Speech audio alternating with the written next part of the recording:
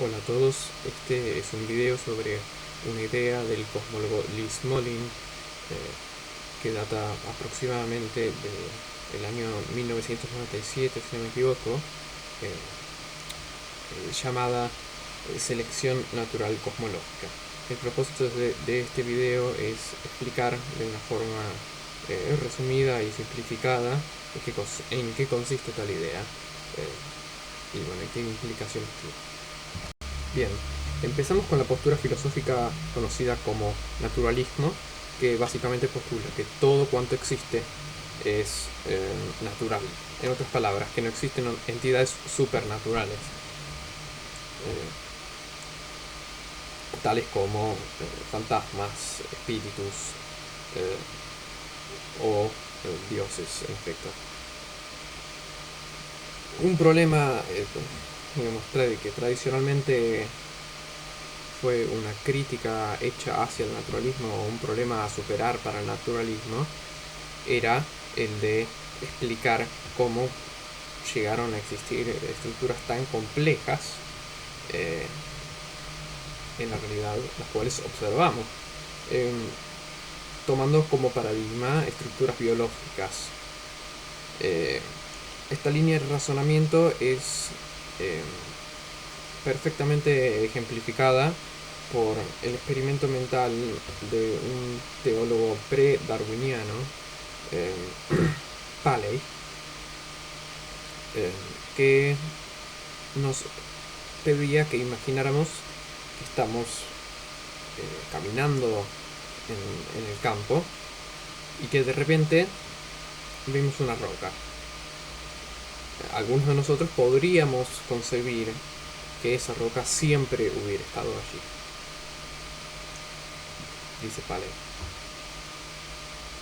Pero si vamos caminando por el campo y encontramos un reloj, ya en ese punto es inconcebible que siempre estuviera allí sin que nadie lo hubiera creado, porque, según argumenta Paley, la complejidad de tal estructura requiere un diseñador. Traduciéndolo al caso de las instancias de organismos biológicos, esto significó en su momento un argumento bastante contundente a favor de la existencia de una deidad que haya creado las distintas especies. Pero bueno, luego vino Darwin. Darwin proporcionó un mecanismo muy poderoso para explicar cómo se podrían, o cómo se pueden de hecho, generar estructuras complejas sin necesidad de invocar la agencia de una entidad sobrenatural.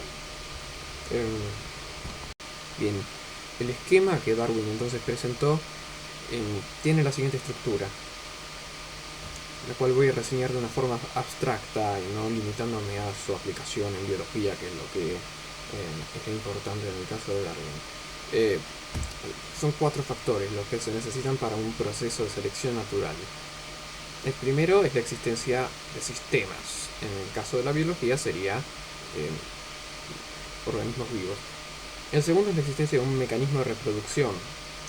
Por esto me refiero a un mecanismo por el cual se puedan crear copias muy similares de los sistemas que acabo de mencionar. El tercer requisito es que haya variaciones, es decir, que difieran entre ellas las copias, aunque sea levemente. Y el cuarto requisito es que haya es el de la selección, justamente, es que haya ciertas combinaciones de rasgos que sean más ventajosas o más aptas que otras. Ventajosas con respecto a qué? Con respecto al fin de dejar descendencia, ¿sí? De reproducirse, de poder generar más copias. En el caso de la biología, esto es ciertas adaptaciones que son más que elevan las probabilidades de un organismo de sobrevivir en un determinado ambiente y por lo tanto dejar descendencia en ese contexto. Bien, la aplicación de este esquema en el caso de las especies, que fue lo que al fin y al cabo propuso Darwin, fue tremendamente exitosa y sentó las bases de lo que es hoy la biología evolutiva. Si bien se reconocen otros mecanismos de evolución también, además de la selección natural, la idea de Darwin tuvo un profundo impacto y también se usa en otros contextos que no tienen que ver necesariamente con las especies biológicas. Entonces es un esquema de idea, ¿sí? Es una forma en la cual se puede crear complejidad y que justamente puede tener aplicaciones fuera de la biología. Una de estas aplicaciones o intentos de aplicación de la idea de selección natural fuera de la biología, fuera del ámbito de la biología, es justamente la selección natural cosmológica. Pero antes de intentar explicar o dar un resumen de tal idea, voy a presentar las motivaciones para aplicar el pensamiento de selección natural a cosmología. La cosmología, para quienes no lo saben, es la rama de la física que estudia el universo en su totalidad, ¿sí? Su estructura, su formación, si es que la hubo, y su funcionamiento y su evolución a lo largo del tiempo y desde luego su destino final, si es que lo hay. Bien, eso es la cosmología. La cosmología lo que hace es utilizar las teorías existentes de la física que se crea en ese momento, que se aplican, se pueden aplicar a escalas cosmológicas, y construye modelos en base a esas teorías que intentan explicar ciertos datos que se obtienen. Ahora bien, esas teorías, ¿qué tipo de teorías estamos hablando? Bueno, por ejemplo, puede ser la teoría general de la relatividad, la teoría cuántica de campos, etc. Lo que sucede es que esos modelos, los modelos que resultan de aplicar estas teorías a el cosmos o a otros sistemas también, tales modelos son menos generales, como cabría esperar, pero la forma en la cual creemos que funciona el universo, a ver, estos modelos básicamente lo que hacen es predecir cómo el desenlace o digamos la evolución en el tiempo de un sistema determinado, ¿sí? Para predecir eso necesitan una serie de propiedades medibles o magnitudes y una relación entre estas magnitudes que se expresan mediante una ecuación, una serie de ecuaciones mejor dicho, en muchos casos, y gracias a esas relaciones se pueden hacer inferencias acerca de los valores que tomarán esas magnitudes en el futuro. Y bueno, si esas predicciones se cumplen en los sistemas a los cuales se aplica la teoría, entonces de esa forma se valida la teoría o la ley o la clase de proposiciones que sea. Bien, lo que sucede es que las expresiones matemáticas actuales de ese tipo de teorías, por ejemplo, un ejemplo es el modelo estándar de física de partículas, otro ejemplo es el modelo estándar en cosmología, necesitan de constantes, ¿sí? Que son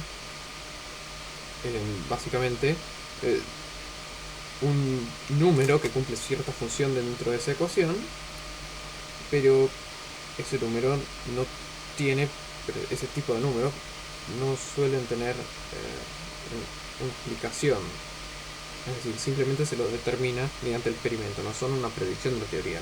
La teoría es agnóstica con respecto a cuál, la teoría no determina cuál va a ser el valor de esa constante, pero la constante simplemente se observa y bueno, se anota cuál es su valor y se la pone en la ecuación.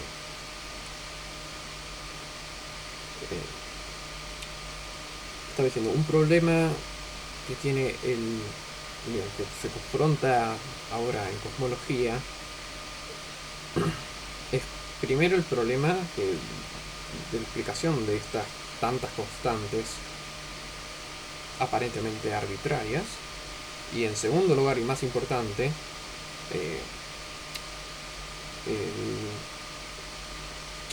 el hecho de que estas constantes parecen conspirar de alguna forma en tomar los valores necesarios como para que se puedan generar estructuras complejas, ¿sí? Esto se suele llamar ajuste fino de las constantes de la naturaleza. No es algo que se haya digamos, no es un consenso en la comunidad de cosmólogos que exista el ajuste fino, pero hay ciertas razones para sospechar que realmente es un hecho el ajuste fino. Y bueno, en caso de que realmente haya ajuste fino, habría que postular, digamos, si uno es naturalista, un proceso por el cual llegaron a ser estas las constantes, porque no fueron cualquier otra, y porque justo son constantes que favorecen la creación de estructuras complejas, como por ejemplo organismos biológicos justamente, como planetas, galaxias, etc. Bueno, antes de pasar a explicar cómo la hipótesis de la selección natural cosmológica intenta aplicar este esquema de selección natural para resolver el problema que acabo de mencionar, digamos, de la arbitrariedad de las constantes y de su aparente ajuste fino. Antes de pasar a explicar eso,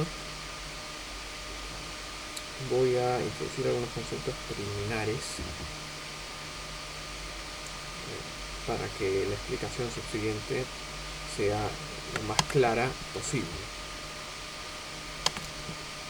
El primer hecho es, digamos, el primer hecho que quiero que quede bien claro es que hay una aparente correlación entre la probabilidad de que haya vida en un universo y la cantidad de agujeros negros que se forman en el universo. ¿Por qué digo esto? Bien, cuando digo vida no me refiero a la vida en la Tierra, ¿sí? Porque eso es un tipo muy específico de vida, es el único tipo que conocemos, pero no se limita a todos los tipos de vida posibles que podría haber. Voy a considerar vivo a cualquier estructura o sistema, digamos, que sea capaz de reproducirse, ¿sí?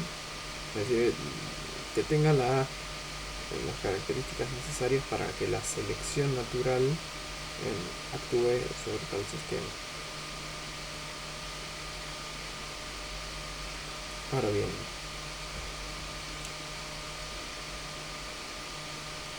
¿por qué digo que existe una relación entre la cantidad de agujeros negros y la probabilidad de vida?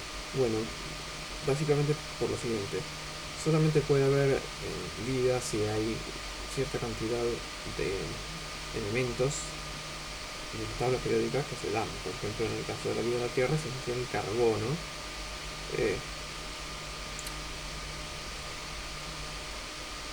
Quizás otros tipos de vida no se basan en el carbono, pero el hecho es que es necesario que haya elementos que permitan la complejidad, y tales elementos no son el helio y el hidrógeno precisamente, que son justamente el helio y el hidrógeno son los elementos que se cree que fueron producidos luego del proceso comúnmente denominado nucleosíntesis, muy cercano temporalmente al así llamado Big Bang, pero básicamente todos los demás elementos, si no me equivoco, vienen de la explosión de estrellas, ¿sí? De ahí viene la frase tan famosa en el ámbito de la divulgación científica atribuida a Carl Sagan, de que somos polvo estelar, que básicamente todos los elementos que conforman nuestro cuerpo vienen de esas ecuaciones de las estrellas. De ahí salen los elementos químicos interesantes. Bien, así que cuanto más estrellas hay, más probabilidad de vida, de que haya vida en el universo hay. Pero también cuanto más estrellas hay, más probabilidad de que haya estrellas con la masa suficiente como que para el final de su vida acaben colapsando en un agujero negro, ¿sí? Convirtiéndose en un agujero negro, que es la forma en la cual se generan agujeros negros, mediante el colapso gravitatorio de estrellas. No es la única forma de que se puedan crear agujeros negros teóricamente viable, pero sí es la más común, ¿sí? Bien, entonces esto es lo primero, la correlación entre la probabilidad de vida y la cantidad de agujeros negros. Porque cuanto más probabilidad de vida es porque hay más estrellas, y cuanto más estrellas hay, más agujeros negros. Sí, porque más material tienen, digamos, más chances hay de que algo colapse en un agujero negro. Bien, ese es el primer concepto. Bien. El segundo concepto es un poco más especulativo. Es el siguiente. En el contexto de la relatividad general, que es la teoría, es una teoría más moderna de la gravitación disponible, que ha sido validada hasta el momento, esa es la teoría que se utiliza para estudiar, por un lado, situaciones cosmológicas de, por ejemplo, las implicaciones de la expansión del universo, por un lado, y por el otro, entre muchos otros fenómenos, la estructura de los agujeros negros, ¿sí? En ambos casos, tanto en qué implica las implicaciones de la expansión del universo, como en el caso de los agujeros negros, están presentes las así llamadas singularidades.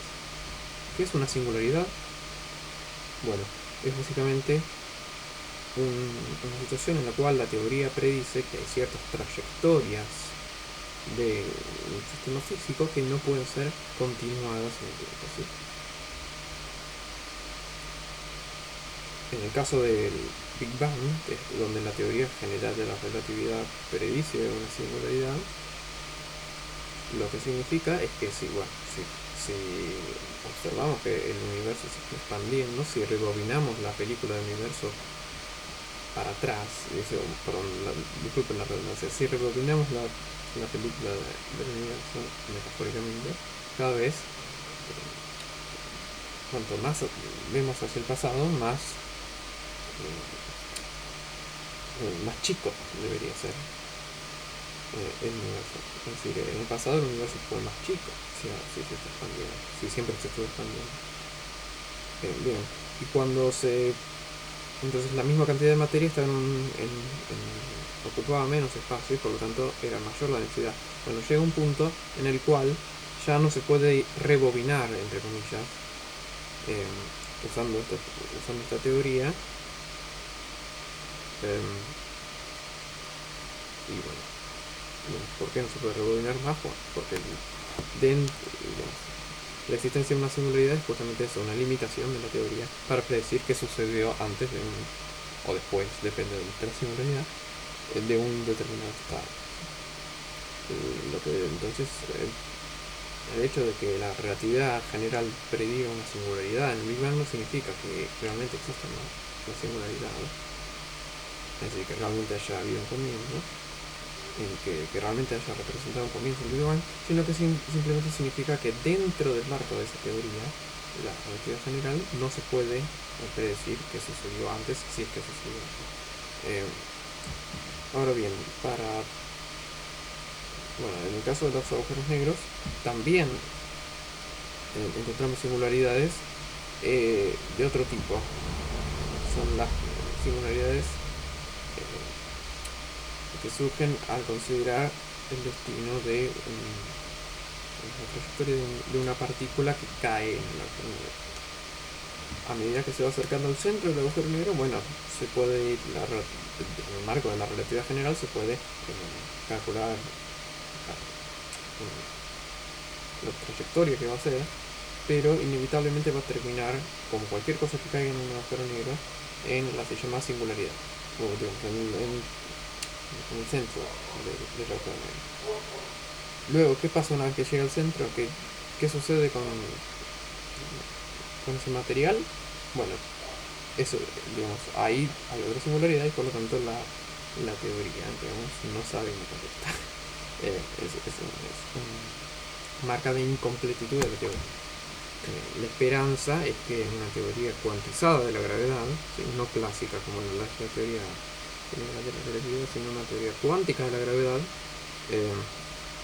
al hacer estos mismos cálculos, las predicciones difieran con respecto a las de la relatividad general en estos regímenes en los cuales los efectos cuánticos se vuelven importantes, es decir, a escalas tan pequeñas como cerca del agujero negro, perdón, cerca del centro del agujero negro, y a densidades tan altas como que se consideran que hubo el Big Bang. Bien, una conjetura que, si no me equivoco, fue el primero que introdujo fue Bryce DeWitt.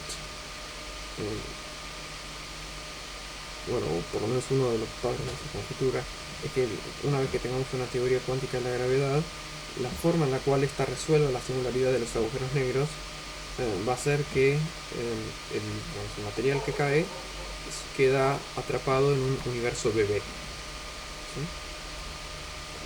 Es decir, una región de espacio desconectada de todo el otro universo que se desarrolla por sí sola, que cualquier fenómeno que ocurra fuera de esa región ya no tiene ninguna influencia en el universo bebé, es decir, básicamente una región aislada que puede desarrollarse por sí misma, y bueno, por lo tanto se justifica el nombre universo bebé.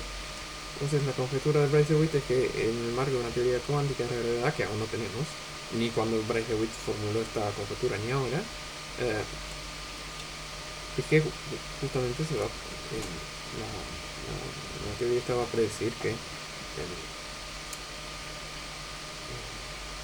la singularidad es reemplazada por un proceso de creación de este universo bebé. ¿Es cierto eso? No lo sabemos, pero es algo que digamos, por lo menos no es tan errado como para descartarlo a priori, y es como una hipótesis plausible. Puede ser tanto cierto como no, lo veremos cuando tengamos una teoría aceptada, matemáticamente desarrollada, de la gravedad cuántica, lo cual por ahora no es el caso. Ahora que hemos explicado estos dos conceptos, procedo a explicarles la hipótesis de Smolin, la teoría de selección natural cosmológica. Habíamos dicho que para que haya selección natural debía haber 4 factores: la existencia de sistemas, ese es el primero, sobre el cual la selección natural puede operar. Segundo, que esos sistemas se reproduzcan, es decir, que generen copias lo suficientemente fieles de los sistemas originales, es decir, bastante similares. Y esto incluye que preserven todas las estructuras que les permiten desarrollar diferentes funciones, entre ellas la reproducción, la misma reproducción, es decir, que los descendientes también puedan reproducirse, y no meramente ser el resultado del proceso de reproducción. Tercero, que haya variaciones, es decir, que haya pequeñas diferencias entre estos sistemas. Y cuarto, que haya selección, es decir, que ciertas características de estos sistemas, en los cuales justamente son el tercer principio, difieren unos de otros, que ciertas de estas características sean más facilitadores de la reproducción, es decir, que faciliten que eleven la probabilidad de dejar descendencia. Bien, en el caso de la teoría darwiniana, estos 4 factores se interpretan en un contexto biológico. En el caso de la teoría de Smolin, que a diferencia de la darwiniana aún no ha sido comprobada, pero tampoco ha sido refutada,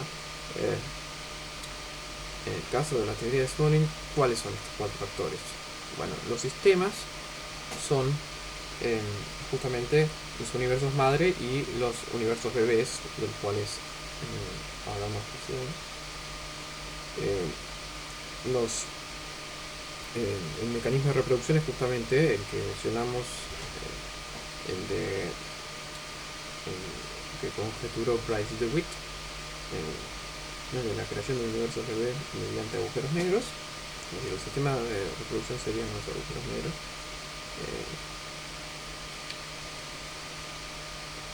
La tercera condición, la variación, sería la siguiente, que Smolin postula que, y esta es la novedad, que el universo bebé va a tener constantes físicas levemente diferentes a las de su universo madre. ¿Sí? El universo madre obviamente es el universo que contiene ese agujero negro del cual el universo bebé nació. Y cuarto, habíamos dicho que la selección es justamente esto, que haya ciertas características, los que varían, según el caso al principio, que algunas sean más algunas favorezcan más que otras la reproducción. Si habíamos dicho que las características eran los valores de las constantes físicas, entonces bueno, el cuarto principio sería que algunos valores permiten más la reproducción que otros, y eso es algo obvio. La cantidad de agujeros negros que pueda crearse en un universo posible depende justamente de estos parámetros, o básicamente cualquier cosa que suceda en un universo posible depende de estos parámetros, de estas constantes físicas, mejor dicho, de los valores de esas constantes físicas.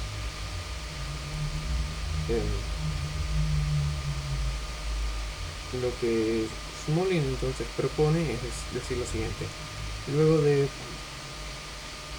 varias generaciones,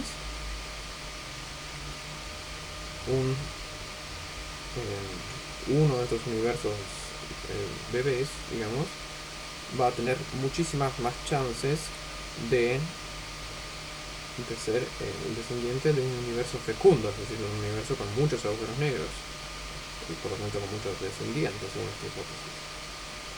¿Por qué va a tener muchas más chances? Y justamente porque fue más fecundo, porque que un universo sea fecundo significa que tiene muchos descendientes comparado con los otros universos de su generación. ¿Esto qué significa? Que va a creer que, digamos, que todos los, digamos, que va a contribuir la mayor cantidad de universos de la siguiente generación. Entonces cualquier universo, luego de que haya bastantes generaciones en este proceso, va a tener una gran probabilidad de ser el descendiente de un universo muy fecundo. Pero como habíamos dicho que la fecundidad de un universo depende de las constantes físicas, y las constantes físicas de una generación a otra solamente se modifican muy levemente, entonces el universo ese probablemente también sea muy fecundo. ¿Sí?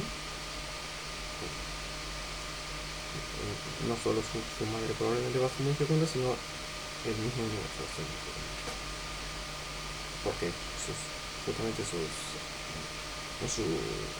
parámetros físicos, sus constantes físicas asumen valores muy similares. Si esto es así, entonces habíamos dicho, si luego de varias generaciones un universo promedio empieza a ser bastante fecundo, por las razones que acabamos de mencionar, entonces, bueno, fecundo habíamos dicho que era que tenía muchos agujeros negros y muchos hijos, por ejemplo, y habíamos dicho antes justamente que los agujeros negros, la cantidad de agujeros negros correlacionaba con la probabilidad de que haya vida. ¿Sí? Entonces el universo promedio va a tener una gran probabilidad de albergar vida. Entonces de esa forma se explicaría el así llamado ajuste fino, y se daría una explicación evolutiva de de por qué estas constantes físicas asumen los valores que son. Bien, para que esta teoría sea teóricamente viable tienen que suceder dos cosas. Primero, tiene que ser el caso que realmente haya un ajuste fino de las constantes de la naturaleza, de las constantes físicas. En segundo lugar, tiene que ser realmente el caso que, esta es la conjetura de Ritz, que la gravedad cuántica va a permitir un bounce, es decir, un rebote de la materia que cae en el centro del agujero negro para crear un universo y bueno, eso desde el punto de vista teórico, pero desde el punto de vista empírico, Smolin quiere a toda costa evitar que defender hipótesis infalsables o meramente especulativas. Entonces, ¿qué predicción o predicciones hace esta teoría de selección natural cosmológica? Bueno, la teoría hace un número de predicciones, la más notable y también la más susceptible a verificación es que las razones por las cuales esta es una predicción de la teoría son bastante complicadas de exponer acá, pero matemáticamente es así que la teoría predice un límite a cuántas masas solares pueden tener una estrella de neutrones. Según esta teoría no puede haber ninguna estrella de neutrones con más de 2 masas solares. ¿Sí? Ahora bien, en general las estrellas de neutrones tienen 1,4 masas solares, algunas son 1,6, pero bueno, entonces uno puede preguntar hasta ahora, desde 1997 hasta ahora, ¿se ha observado? En 1997 fue justamente cuando Smolin publicó The Life of the Cosmos, que es el libro en el cual explica estas ideas. ¿Se ha observado alguna estrella de neutrones con más de dos masas solares? La respuesta es no se sabe. ¿Cómo no se sabe? ¿La observamos o no? Bueno, lo que sucede es que se ha observado una estrella de neutrones con una masa de 2,01 masas solares. Uno dice, bueno, 2,01 es más que 2, por lo tanto se refuta la teoría. Pero no es tan rápido. ¿Por qué? Porque el margen de error es de 0,04. ¿Sí? Es decir, podría ser que esta estrella de neutrones tuviera 1,97 masas solares, o 1,98 o 1,1.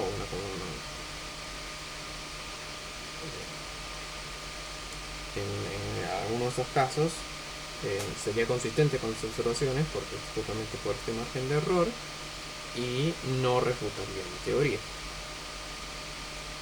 Esto no es algo ad hoc, es simplemente el margen de error. Si ese margen de error se elimina, o si se encuentra otra estrella que realmente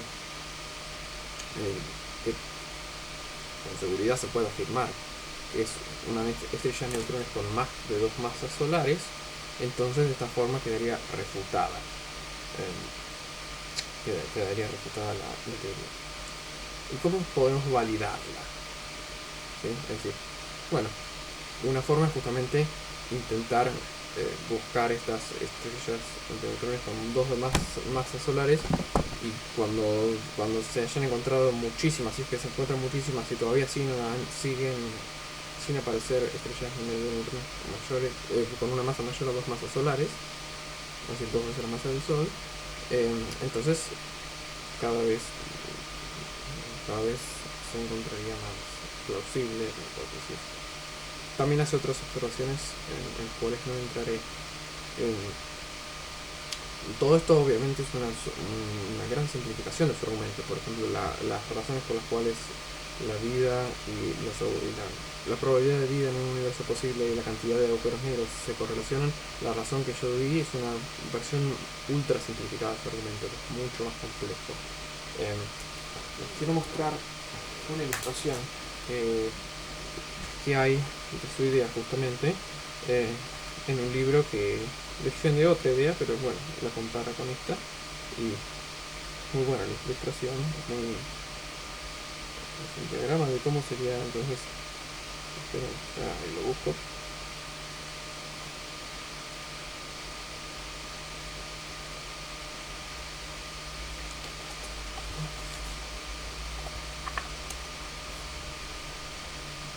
¿Ven? Ahí ven cómo se ramifican a través de los universos los universos. Esto es una representación artística, no es nada muy riguroso. Bueno, eso es, espero que les haya gustado el video y que hayan podido descifrar las partes en las cuales hablo más bajo o en las cuales mis palabras son ininteligibles. Bueno, eso es, espero que les haya gustado. Adiós.